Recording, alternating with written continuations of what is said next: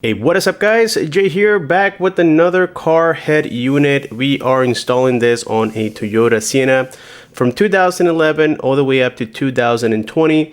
In this particular case, this Toyota Sienna is a 2011 that I got from the auction for the wife. We're about to have another kid. And so, yeah, the family is growing, so I decided to get something where I didn't get into debt, you know, like financing and stuff like that. So I do have access to auction things that I partner up with a dealer. And yeah guys, I guess I'm lucky and I found this true gem of a van. It has 145,000 miles. It's never been in a wreck, 3 owners, super clean. It's been a Florida van since brand new, so it doesn't have any rust underneath. And I just put the whole new front end so that I could just have a peace of mind and not worry that things are going to come apart later on. A lot of the parts didn't need to be replaced, but I went ahead and replaced them, such as the axles and so on and so forth. So anyways, enough of the van. I guess I got a little excited there. This head unit here is about $419, and yes guys, you can find these cheaper in the sense of a plug and play radio that will fit this particular van, but the specs are a lot inferior in the sense that you're getting maybe a quad-core processor. This is a octa-core processor, and typically you get 2 gigabytes of RAM with 32 gigabytes of internal storage on those cheaper units. This one here has 8 gigabytes of RAM, 128 gigabytes of internal storage. This is important so that the system runs smoothly. We also get Android 12 already installed on the radio. It has a QLED display. It is a 9-inch with a resolution of 1280 by 720, which is quite high for a head unit. It has the GPUs, the Adreno 610. The radio amplifier is the TDA 7850. It does have Qualcomm Bluetooth 5.0, and it does support a lot of languages, guys. So this is very cool. Again, plug and play type of head unit here. So let's go ahead and unbox it briefly, so that way we can take a look at that van. And so this is the warranty coverage. By the way, the company that sent this is May Auto, which is, I believe, the same company as iDoing.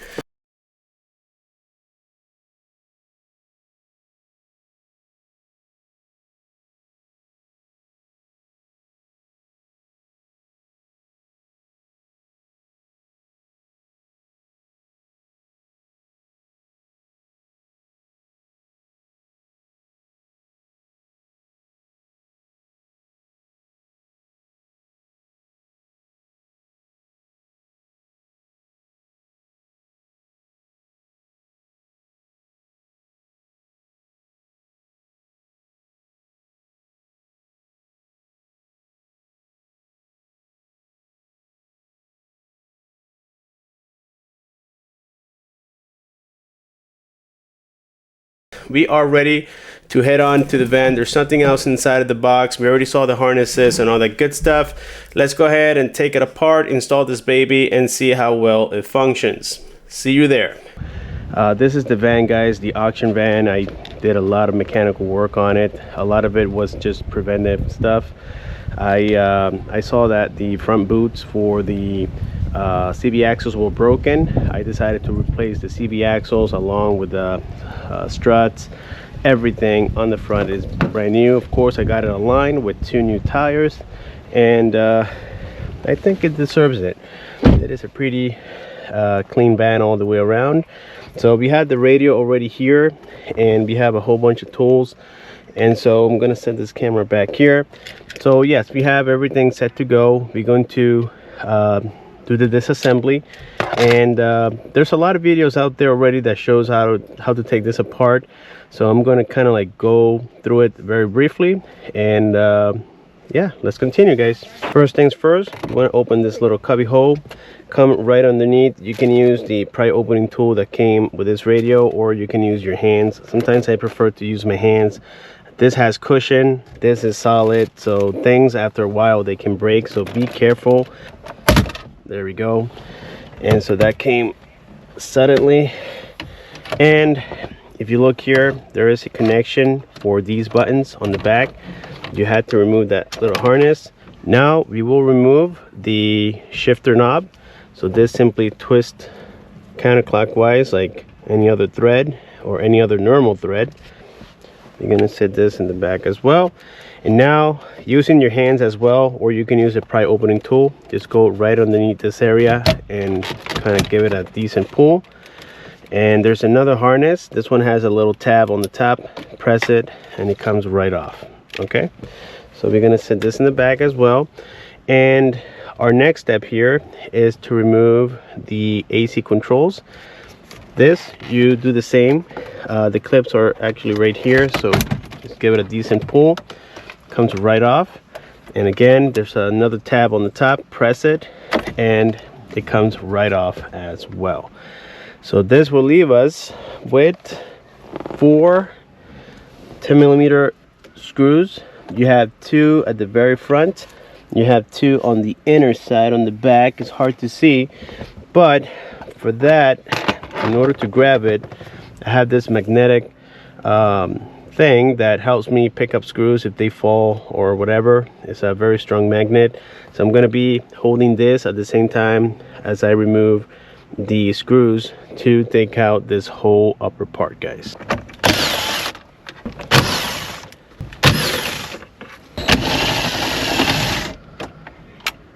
There we go, and it was successful. If you press this little white tab, press it in, that'll allow you to move the shifter without starting the van. And now all we have to do is pull on this bezel. All right, just take your time, don't go too rough on it. It should come off just like this, guys. And of course, on the back side here, we have several connections that needs to come off. One is the antenna right here. All right, so we had to take these off. I think one is for the XM antenna. This is a regular FM AM antenna. And then together with this, you have a whole bunch of harnesses here. There it goes. So we got this first one out. 2, it has a whole bunch of harnesses, more than your average radio. So just be gentle with each one of these. I wasn't so gentle. I almost messed something up here. So anyways, the radio came right off, guys. All right, guys, so we have several options on here to remove the radio from the AC vents. First of all, this is an 8mm. You can use a socket or you can use a Phillips head screwdriver. In this case, I like to simplify things a little bit, so I'm using an 8mm socket with the extension just to remove everything faster. And as you can tell, it takes just 1 second. We're gonna reuse all these screws, so don't throw them out yet, or don't throw them out at all.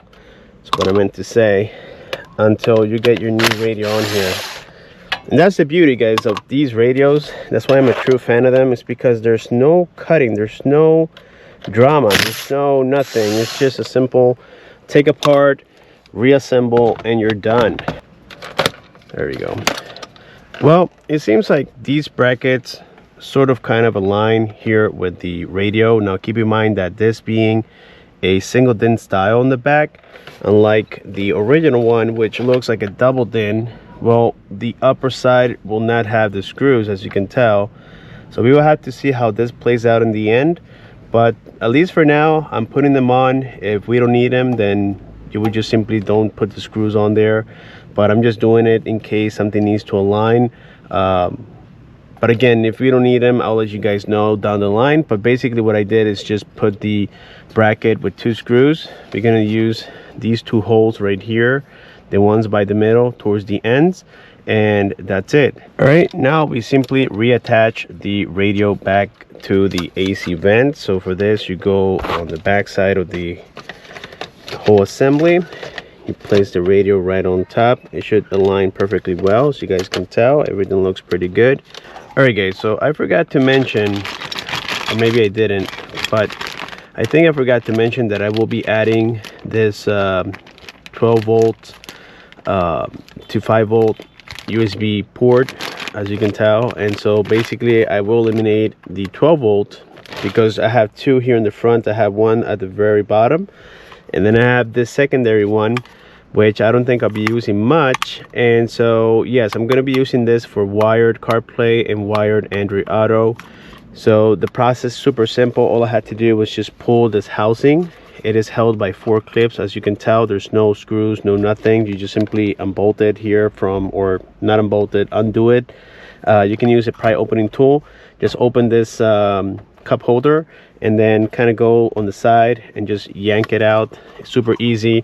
Now we're going to remove this, and once again we're going to be adding this.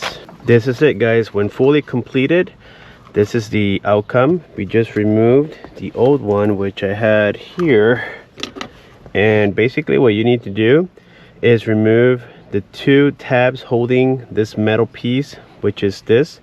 I grab a very tiny flathead screwdriver and lifted the pins, and then after that, or the tabs, excuse me, and then after that, when this comes out, you simply push these 2 other tabs that are attached here to the housing, and it comes right off. And after doing so, I bolted it here with the plastic nut on the back, and it's really nice and snug on there. So now we just got to fish this wire all the way through here, which is super easy, and that's it. And then we can reinstall this back on here, and voila, check this out, guys. It couldn't look any more professional. That's awesome. And this is where the wire is coming out from. We ran the microphone from the pillar all the way up to the radio side, and what I did to fish it is that I used this magnetic screw finder, whatever you want to call it, and I went from the top here. I tied the wire for the microphone to the tip, and then I pulled it out because it is a little bit difficult to reach down there. And so that was the easiest method, and as you guys can tell, it did work. So far we had the USB port set up, we had the mic set up. Now we're going to do the GPS. We're not going to do the 4G modem on this particular vehicle because I'm not paying for that service right now. Well, guys, we got everything plugged in here, as you can tell. So we got our GPS, the Wi-Fi. We didn't connect the 4G modem. Then we have this main harness which carries the SIM card tray, but I had to install this just because of the fact that we need to connect our microphone, and this is the harness that has the connection for the microphone. That's why it's on there. Now this harness, guys, there's a story behind this. This harness actually connects to the harness that gives power and video to this display. So I tried connecting it on here and I wasn't successful in getting the radio to activate the camera. So what I did is that since the display is working fine and it's quite visible, I decided to leave it stock, because connecting it here, it wasn't allowing this display to come on, and it does give me important information like temperature, the time, so on and so forth, and it looks a lot more factory in my opinion. So I decided to leave the stock reverse camera on this particular vehicle with that tiny display, and maybe later if I get the splitter, as I mentioned earlier, to where I can have this connected and at the same time get video for the reverse camera, then that's a different story. For right now, we're gonna leave things as they are. We did hook up pretty much everything else. We got our USB little cable right here, right underneath. We have the video in stuff for the reverse camera. I left it on here just so that I can work on it maybe in the future. And yeah, guys, so everything came out to be quite good. Again, with this harness, I even get this video wire, as you can tell. All right, and then I get a parking wire, in which that parking wire also comes out of the CAN bus. But like I said a million times already, I am not going to mess with it. I did already connected the FM antenna. You don't need the adapter to get it hooked up on there. I already pre-tested everything, and it seems like it is in fact working. So now what I will do here is just put everything for now like this, and as you can tell, it plugs in very, very nicely. A few moments later. And finally, in order to connect successfully wirelessly to the Bluetooth or to the CarPlay, the same thing for Android, you will have to go into your smartphone, then you go into the Bluetooth settings. You have to go all the way to the bottom. In this case, I renamed my Bluetooth for this radio Sienna, and the passcode is going to be 000 by default. So we're going to pair. All right, allow sync, and now we are connected. So as you can tell right there, it is connected. So if we click, well, actually we didn't have to click on it, it does it automatically. You can tell how wirelessly, no USB connected at all, you can see how it did connect fairly quickly. So now it is entirely wireless, guys, and you can tell how just good this display is. Well, guys, we have successfully installed the radio. This thing is pretty awesome if you guys ask me. It's super easy to operate, and well, I'm still figuring out a couple of things like changing themes and getting rid of some of these widgets which I don't really use that often. I prefer to have here, for instance, the widget for the radio. So for this, you have some quick toggles on the bottom here, and the first one we see is navigation, radio, music. Then we have apps, Bluetooth, video, and of course settings. So as you can tell, I have here a pretty clean installation of the USB port, and I have my iPhone 15 Pro Max connected to it. Everything came out to be quite perfect, guys, and this thing looks very, very good. So anyways, here we have some of the apps that come already loaded with this radio. The first one being YouTube Music. We have YouTube, we have Netflix already on here. Now there's a very important app that you guys need to be aware of. That's going to be Z-Link 5. That's the one responsible for CarPlay and Android Auto.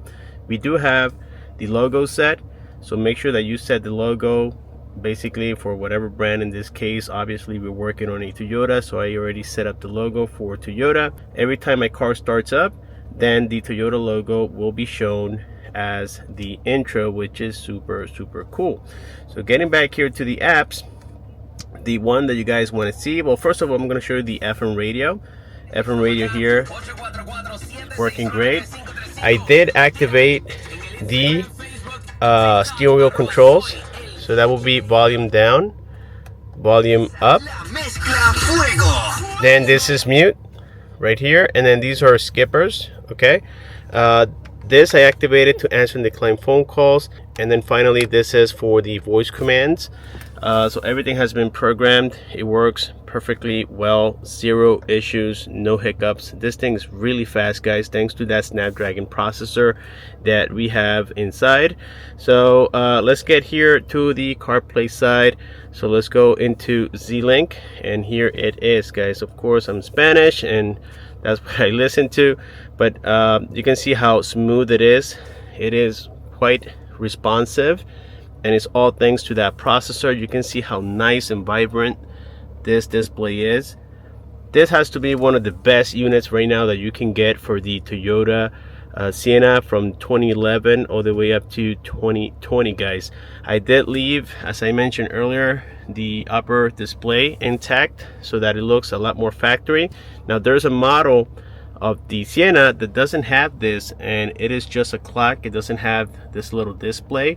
So if that's the case, then yes, you can go ahead and proceed with the reverse camera and install it yourself, but I already have a factory one.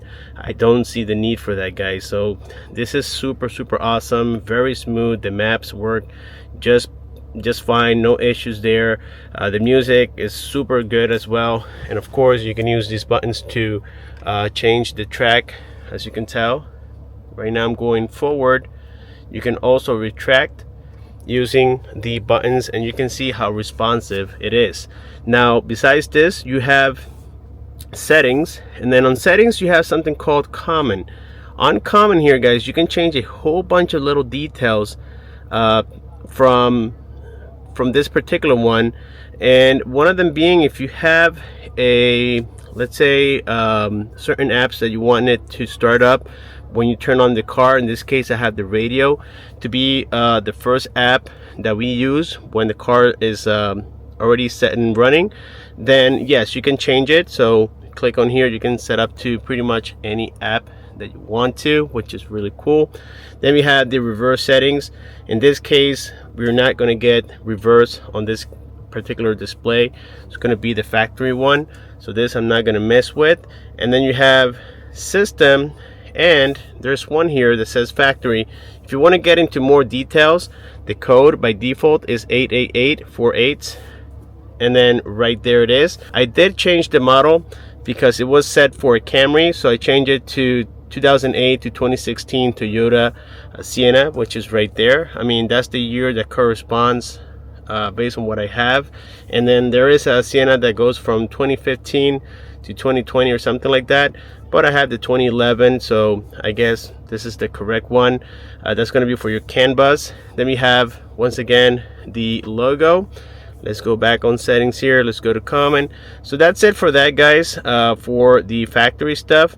And then of course the rest is just whatever you guys want to customize. You can do it directly from here. There's just a lot you can do. Even these little keys right here on the side, you can change the colors as well. So I think to activate this particular feature, let's see, system, I think you have to activate something around here that allows you to change those keys. So this is to program your steering wheel. So you can see steering wheel key learn, and so from here you select what you want the button to be first, and then you click the actual button. So for instance, if I want the volume up to be this, so you will select it first, but it has already been learned. You click the plus here, and that's how it goes. So you can see now it's highlighted in blue. If I click the minus right here, you click the minus, and then the list goes on, guys. So it is super simple to activate, and then after this you simply hit save and you are all set to go. And so yes, like I said, guys, there's just a whole bunch of customization you can do. It's running on Android 12. We can see that here from system software.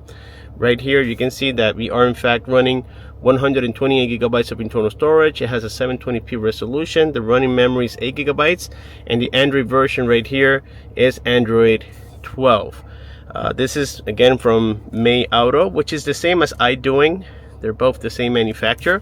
So with this being said, guys, I think we have successfully here done the unboxing, assembly, and the quick review of this radio. Excellent unit, love it. You guys will love it as well. This is way better than that factory radio. It was really annoying, especially to connect Bluetooth. It wouldn't let you if the vehicle was moving, which is the right thing to do, but at that time it was like super strict, and the radio was basically unusable. With this being said, thank you so much for watching. Subscribe, comment, and share. Click on the bell icon so that you don't miss future videos like this, and I'll see you guys on my next one.